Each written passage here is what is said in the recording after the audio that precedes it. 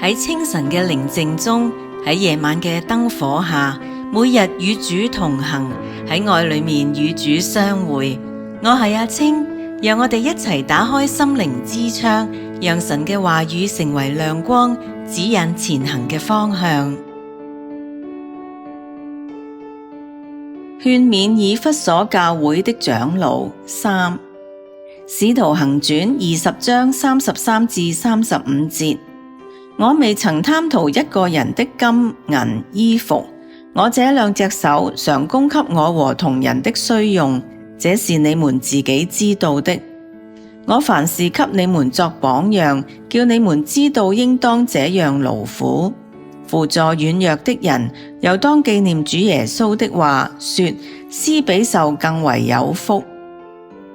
請細心思想以上經文33至35節。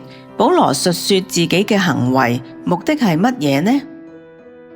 讓我哋一齊默想經文對我哋嘅意義啊！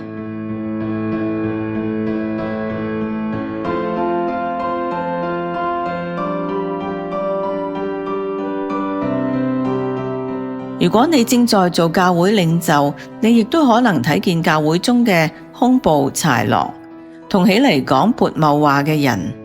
當下諗到教會被呢啲人破壞嘅處境嘅時候，你嘅心情點樣呢？你希望做乜嘢去回應呢啲事呢？你可以點樣為自己同大家謹慎呢？請禱告，向耶穌傾訴。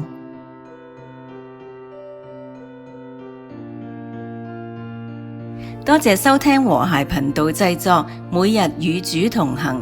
材料改編自國正網絡細味煮物語，原作者楊海恒。好開心能夠同你分享上帝嘅話語，一齊研讀聖經，靈命成長。歡迎你喺我哋嘅 Facebook 留下足跡，聽日見啦！